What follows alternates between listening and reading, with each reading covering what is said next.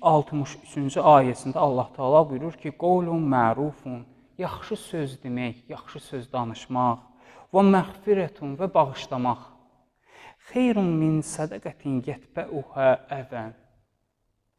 Deyir, yaxşı söz danışmaq, bağışlamaq xeyirlidir, əziyyətlə verilən sədaqədən, minnətlə verilən sədaqədən xeyirlidir. Məsələn, yəni nə cür? Məsələsi bu cürdür ki, adam gözəl söz deyir. Yaxud kimsə onun haqqını tapdalayıb, bağışlayır onu, əfv eləyir onu.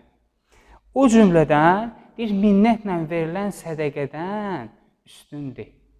İnsanın yaxşı söz söyləməsi, insanın bağışlaması, minnətlə verilən sədaqədən üstündür. Allah Taala ayənin davamında buyurur ki, Vallahu qəniyyun həlim.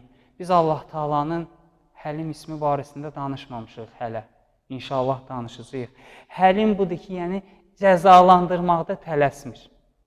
Həlim isminin mənası budur. Cəzalandırmaqda tələsmir.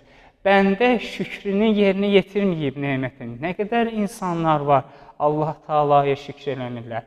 Allah Taala onların boğazından getirmir. Allah Taala bəxşiş verir. Cəzalandırmır, tələsmir. Həlimliyi bu da Allah Taalanın. Qənidir, zəngindir və həlimdir. Və sonuncu ayə